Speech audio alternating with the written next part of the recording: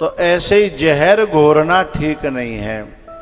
और कुछ लोग जो है प्रकृति में जहर घोरते हैं, वायु में प्रदूषण फैलाते हैं, वे भी कालिया नाग की गिनती में आते हैं। जो जल में प्रदूषण फैलाते हैं, और जो लोग माटी में प्रदूषण फैलाते हैं, जो लोग ध्वनि में प्रदूषण फैलाते हैं। ध्वनि में प्रदूषण फैलाना क्या है?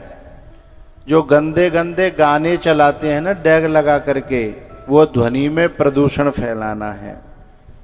और माटी में प्रदूषण फैलाना क्या है? ये जो प्लास्टिक के पॉलीथीन है, गिलास हैं, इनमें पियो और चायता फेंक दो और फिर उड़े डोल रहे हैं।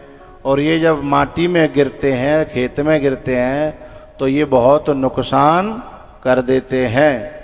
जो पानी पिलाने वाले लोग हैं, जहाँ जहाँ ये करते हैं ना, तो मेरा ये कहना है कि इन प्लास्टिक के गिलासों को वहीं पे बीन करके एक जगह इकट्ठे करके जला देना चाहिए, नहीं तो ये बहुत माटी में प्रदूषण फैलाते हैं।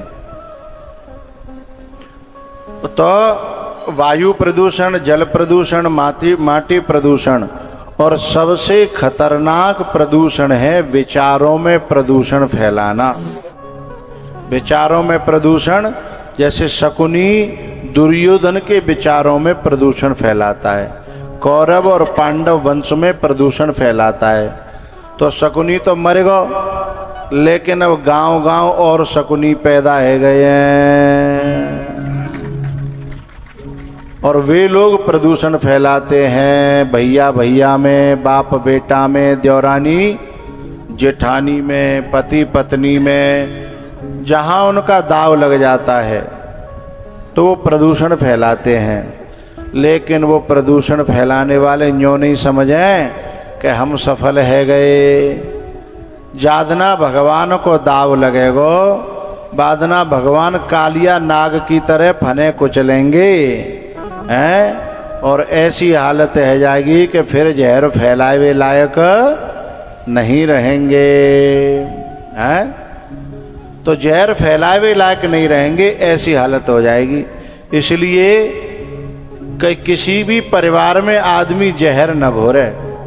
मंथरा ने जहर घोरा था तो शत्रुघ्न ने होमा के लात तक कुबर मारा। लात जो है कुबड़ पे मारी लक्ष्मण शत्रुघ्न जी महाराज ने। तो ऐसे ही परमात्मा और परमात्मा के दास, ये दोनों भाई, ये दोनों जो है प्रदूषण को नष्ट करते हैं अपने अपने तरीका से। गला खा रहा है।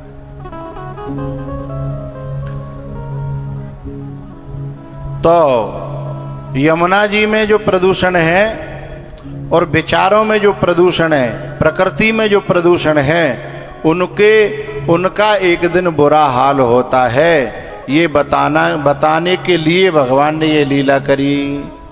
विलोक्य दूषितां कृष्णा कृष्णः कृष्णाहिना विभुः तस्या विशुद्धिमनवीक्षन् सर्पं तमुदवासयत्। विलोक्य दूषिताम कृष्णाम, कृष्णा माने यमुना जी में, दूषिताम विलोक्य, प्रदूषण को देख करके, और भगवान उस कालिया नाग का नाथन करते हैं, यानी शमन करते हैं। उसके बाद में भैया कथा है, भगवान ने एक बार अपने सब सखाओं को लेकर के और गैया चराते समय अपने ग्वाल वालों से कहा कि यहाँ बगल में ही जो है ना एक गांव है, और उस गांव में जाओ उन ब्राह्मणियों से और जा करके तुम भिक्षा लेके आओ। तो वे जो देवी थी वे बहुत भगवान को मानती थीं, भगवान के दर्शन के लिए लालायत रहती थीं। लेकिन उनके जो पति देव थे वे उन्हें जाने नहीं देते थे। तो भगवान का नियम है कि जो जेहि भाव रहा अभिलाखी, तेहि तेहि के तस तस रुचि राखी। जो जेहि भाव रहा अभिलाखी, तेहि तेहि के तस तस रुचि राखी। जो जिस भाव से भगवान के दर्शन की इच्छा करता है, भगवान उसके उसी भाव की पूर्ति करने के लिए कोई न कोई बहाने से पहुंच जाते हैं। तो आज जो है ये ग्वालवाल गए दर्शन के लिए। तो जो लोग जो हवन कर रहे थे इनके पति लोग, और वो नाराज होने लगे, क्योंकि उनको जो है अपने यज्ञ होता होने का अहंकार था। बोले हम तो यज्ञ करते हैं। अगर व्यक्ति का ज्ञान या व्यक्ति का कर्म या व्यक्ति की पूजा भी अगर अहंकार देती है तो वह पूजा न हो करके उसके विनाश का ही साधन बन जाती है। अब ये कर तो यज्ञ रहे थे, लेकिन ग्वाल वालों पे बड़े नाराज हुए। अब ये उठ नहीं सकते थे, बोल नहीं सकते थे, इसलिए स्वाहा करते करते भगवान के सखाओं पे और आंख निकालने लगे। ये भगवान के सखा लौट के आ गए कि भैया तैने तो पिटवाए दे होते, माँ तो वे बड़ी मोटी मोटी आंख निकाल ले हमारी तरफ हैं। वो तो हम बचाए, वो हवन पे बैठे नहीं बहुत मारते। भगवान ने कहा तुम गड़बड़ कर रहे थे, तुम्हें वहाँ नहीं जाना था, तुम्हें जाना था उनकी पत्नियों के पास में, देवियों के पास में, सीधे वहीं जाना था। बोले ठीक है। तो दोबारा फिर गए हैं ये सखा भगवान के, और सीधे उन देवियों के पास गए और कहा कि भगवान गैया चराने के लिए आए हैं और भगवान भूखे हैं। और जैसे ही उन्होंने सूचना सुनी, बोली आप चिंता न करो, हम अभी बना के बढ़िया बढ़िया सामान लेकर के आते हैं, आप चलो। उन सखाओं को तो भेज दिया और पीछे से बना कर के पकवान, और जंगल में जब जाने लगी तो उन हवन करने वाले उनके पतियों ने उन्हें रोका। जब रोका तो उन्होंने उनकी आंखों को देखा तो सही, पर उन्होंने सोचा कि आज भगवान बुला रहे हैं तो दुनिया में कोई भी रोके, हम रुकने वाले नहीं हैं। और वो चली गई। जब वो चली गई तो क्या हुआ, भगवान के पास जाकर के दर्शन करके अश्रुपात होता है कि आप हमें दर्शन देने के लिए और ये भूख का बहाना करके आप आए हो, हम आपकी बहुत आभारी हैं। भोजन कराया, भगवान ने प्रसाद पाई और कहा अब तुम लौट जाओ। ये बिल्कुल नहीं चलना भाई, इधर से तो आवाज ही नहीं आ रही। और भगवान ने कहा कि अब तुम जाओ।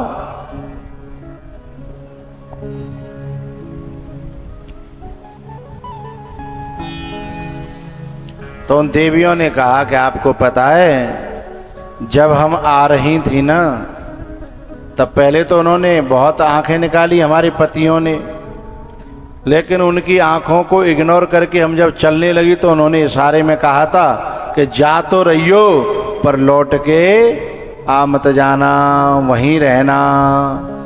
लेकिन हम फिर भी आई हैं। अब हम कौन से पावनते जाएं, कौन से मोहते जाएं। तब भगवान ने कहा कि तुम चिंता न करो, उर प्रेरक रघुवंश विभूषण, मैं प्रेरणा के रूप में सबके अंदर बैठा हूं। वे तुम्हें रोकेंगे नहीं, तुम्हारा स्वागत करेंगे।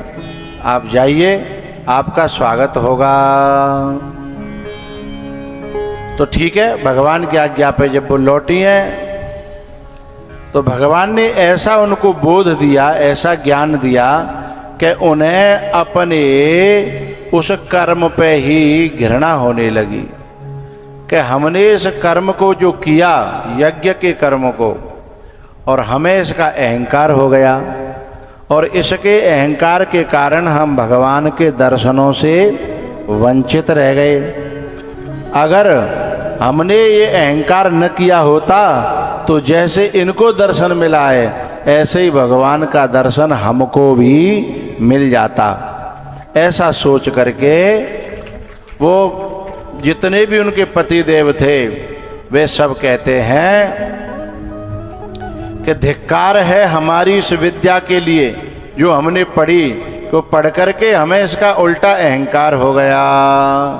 अगर जाते बढ़िया धिग्जन्मनस्त्रिविद्याम धिग्वृतम धिग्बहुज्ञताम धिक्कुलम धिक्क्रियादाक्षम विमुखाये त्वधोक्षजे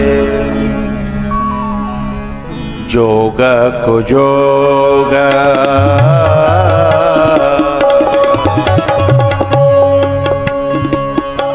जोग कुजोग ज्ञान अज्ञानु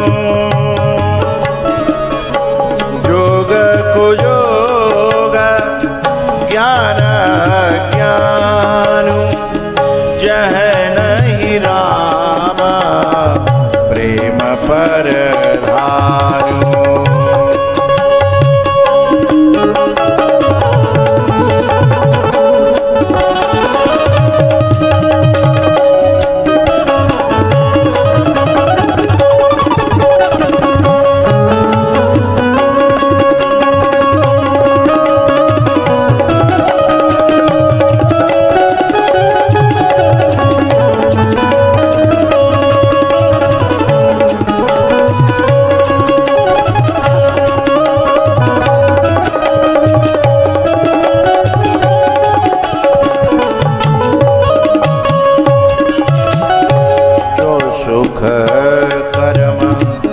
धर्म जरी जाहु तुझहन राम पद पंकज भाओ।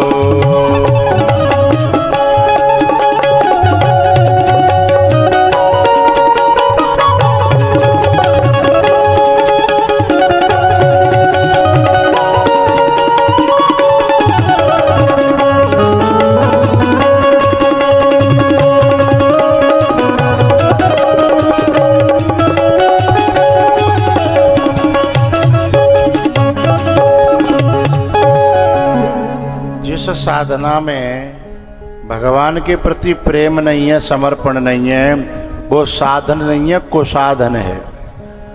जिस ज्ञान में विनम्रता नहीं है, जिसमें समाज के भले की भावना नहीं है, प्रकृति के प्रति प्रेम नहीं है, इंसान में ईश्वर का निवास नहीं दिखाई देता, वो जो है साधना नहीं है, कुसाधन है, यज्ञ नहीं है। वह अहंकार को पुष्ट करने की एक क्रिया है, वह भजन नहीं है भैया।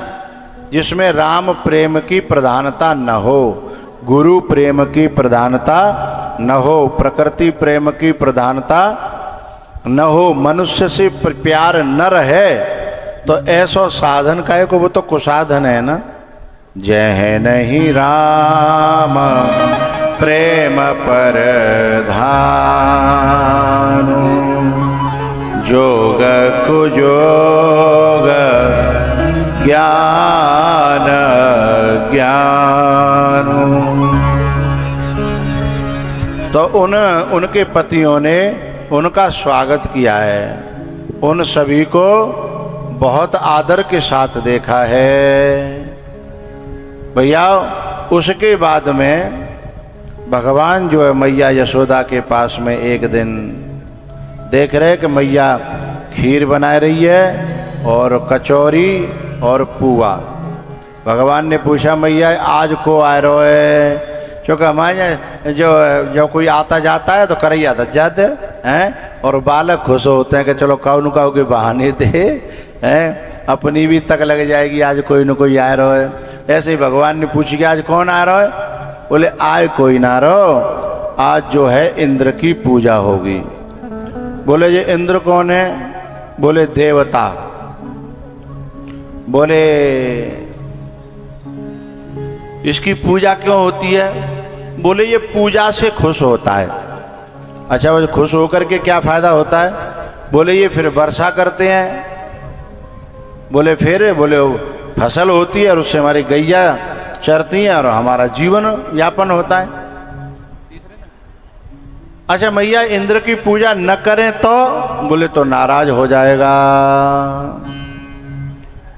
अब वैसे वहां भगवान तो इंद्र के बारे में जो कह रहे सो कह रहे। इंद्र ने बड़े नगर में ज्यादा खुनसन कार्य कऊ जन्म की है, जबकि जिन बालकन तो खूब पूजा करी है, इंद्र से प्रार्थना करी है, पर बाने जन कौन से जन्म को बहरो है निकार्यो है। जैसे सुदामा जी कहते हैं ना, जो पड़िया मेरी कित गई रे, मोहन कव के बैर निकारे।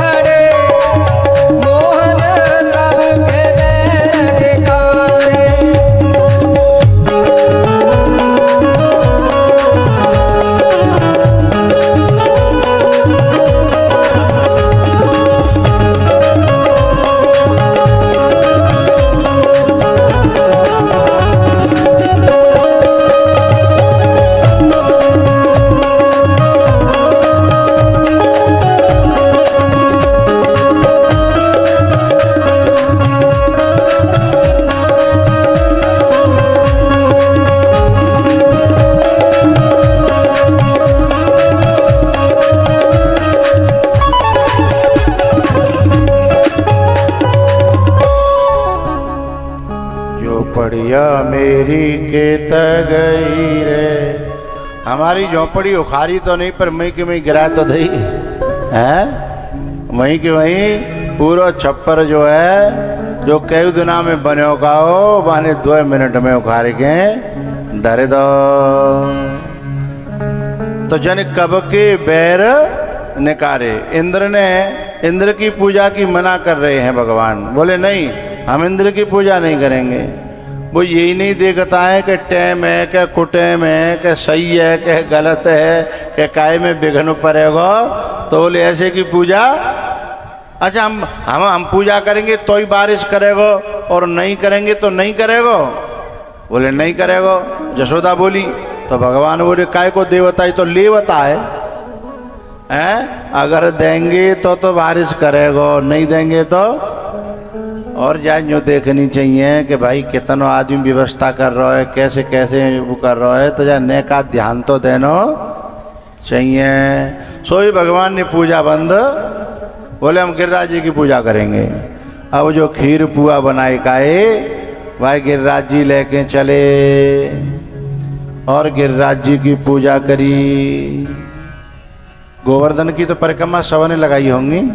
कौन कौन लगाई, हाथ खड़े करियो। जिनने ना लगाई वे नीचे राखियो हाथ। ठीक है, नीचे कर लो। वैसे जिनने नहीं लगाई हो तो कोई बात ना है। ये जो भागवत जी जहाँ विराजमान होती है ये भी गिरिराज जी का ही स्वरूप है। तिरोधाय प्रविष्टोयम श्रीमद्भागवतार्णवम तेनेयम वांगमयी मूर्ति प्रत्यक्षा वर्तते। हरे बोलो गिरिराज महाराज की। अब गिरिराज जी में तो बहुत भीड़ है, वे लग गई है, कबो को तो कुचल जाता है आदमी, है ना। तो भागवत जी की जहाँ विराजमान हो जाए वहाँ माथा टेकना भी गिरिराज जी के सामने माथा टेकने के बराबर है। उनकी परिक्रमा भी गिरिराज जी की परिक्रमा के बराबर मानी जाती है। अब चाहे मानो और चाहे मत मानो। गिरिराज जी की जब पूजा करी भगवान ने, और एक चुगल ने जाकर के इंद्र से कह दिया कि अब तुम्हारो तो सुपड़ा साफ है वो, जाकर के देखो माँ पूजा कौन की है रही है। वहाँ तो पहाड़न की पूजा है रही है, हैं? और इंद्र ने पूजा करते हुए देखा भगवान को। और भैया कभी कभी ऐसा होता है कि ऊंचे पद पर बैठ जाते हैं लोग, लेकिन मानसिकता तो नीच की ही बनी रहती है। ऊंच निवास नीच कर तूती देखे न सक। ऊंच निवास नीच कर तूती देखे न सक विभूति। अब तो उसे गुस्सा आया और उसने अपनी मेघमालाओं से कहा कि इस पूरे वृंदावन को तहस नहस कर दो। और फिर मूसलाधार बारिश हुई।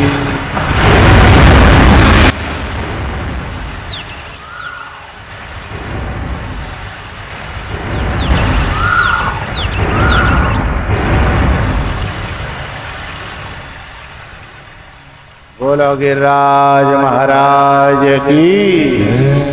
भगवान ने धीमे से गिरिराज जी को उंगली पर उठा लिया और सब ब्रजवासी उसके नीचे आ गए। गैया आ गई, बछड़ा आ गए। और 7 दिना तक एक दिन बीच में कहा भयो कि एक जनो बोलियो क्यों लाला तू काय कुजा ढोंगे कर रहो, तें तो नेक सी उंगलियाँ लगा रखी है। अरे हमारी लठियान पे गिरिराज जी टिके हैं तो तू शैतामनो हो तो शैताल है। गिरिराज जी तो हम उठाए रखेंगे। आओ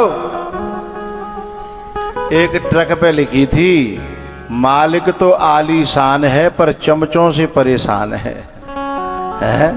मालिक तो आलीशान है पर चमचों से परेशान है।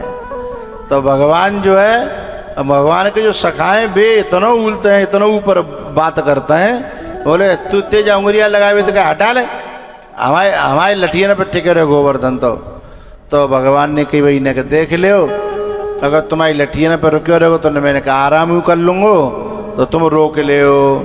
बोले ताकत लगाइयो ने कि मैं उंगलियां हटा रहा हूँ। हाओ तो भगवान ने नेक उंगलियां नीचे को करी सो सब घबरा के बोले भैया रोक रोक रोक रोक, हमारी वश की बात ना है। हमें तो लग रही कि हमारी लठिया ने पे टिक्यो है। आज मालूम पड़ी कि लठिया तो वैसे ही लगी हैं, टिक्यो तो तेरी उंगलिया पे ही है। जो गोवर्धन क्या है, ये परिवार गोवर्धन है। जी टिक्यो तो भगवान के ऊपर ही है। लेकिन परिवार के मुखिया जो समझता है कि जे परिवार मेरे चला ही चल लो है, अगर मैं नहीं रहूँगा तो ये गड़बड़ है जाएगी, है ना। यही तो सोचते हैं कि हमारी लठिया न पे टिक्यो गिरिराज जी। तो परिवार के मुखिया समझते हैं ऐसे, ऐसे ही गांव के प्रधान समझते हैं कि मैंने जा गांव को उद्धार कर रहा, क्यों नहीं मैं नहीं हूँ तो जा गांव को सुपड़ा साफ है जाए। हैं कछु जो है विधायक विधानसभा के बारे में समझते हैं कि मैंने जो विधानसभा संभाल रखी है, ऐसे ही जो है देश के मुख्यमंत्री, प्रदेश के और देश के प्रधानमंत्री जो समझ रहे हैं कि मैंने यह देश को संभाल रहा क्यों है, जबकि संभालने वाला तो कोई और है। एक सखा बोलियो भगवान ते कि भैया एक बात बता जी, इतनी ताकत थी ने किसी सी उंगरिया में कहाँ से आ गई। तब भगवान ने कही कि कछु माखन को बल बढ़ो, कछु गोपन करी सहाय,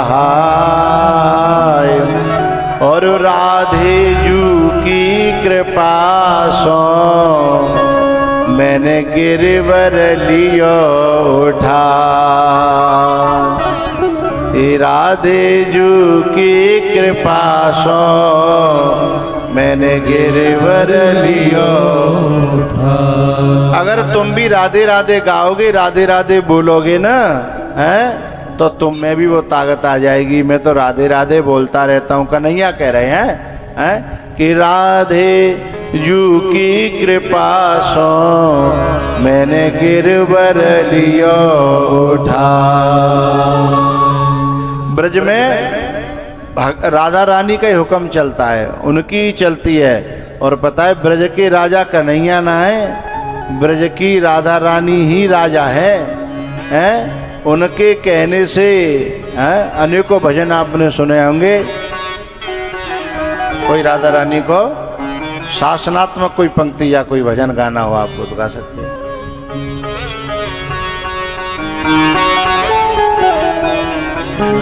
वृंदावन में हुक्म चले बरसाने वारी का, मेरा श्याम दीवाना है उस राधे रानी का।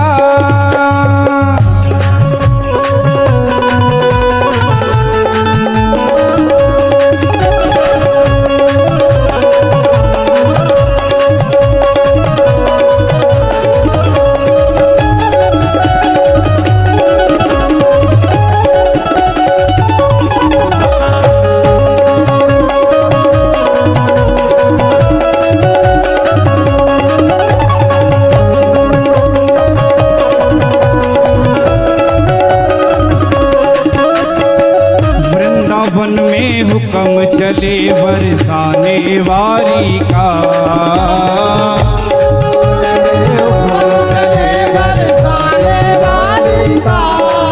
मेरा श्याम दीवाना है उस राधे रानी का।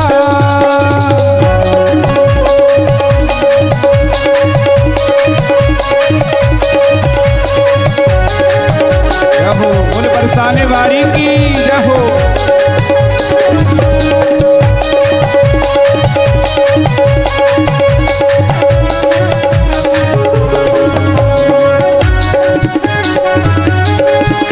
वहाँ डाली डाली पर, वहाँ पत्ते पत्ते पर,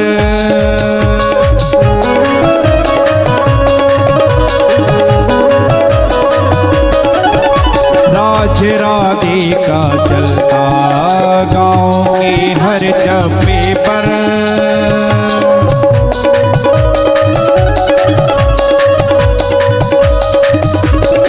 चारों तरफ डंका बजता वृषभान दुलारी का, चारों तरफ डंका बजता वृषभान दुलारी का। कान्हा भी दीवाना है उस राधे रानी का।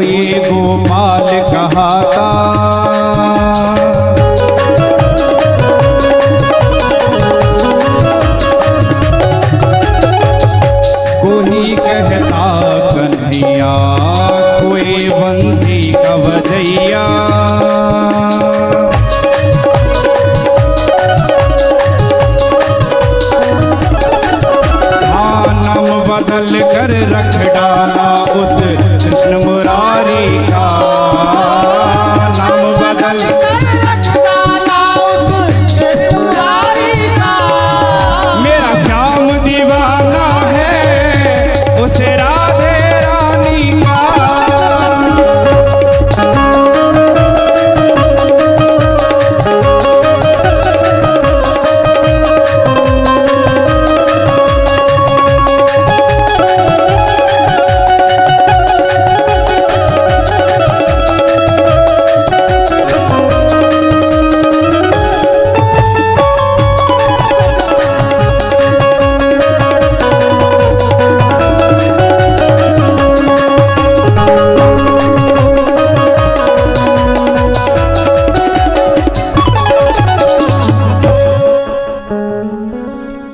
वृंदावन में हुक्म चले बरसाने वारी का,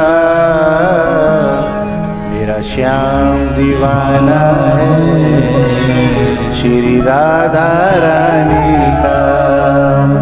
मेरा श्याम दीवाना है श्री राधा प्यारी का। मेरा श्याम दीवाना है मेरी राधा प्यारी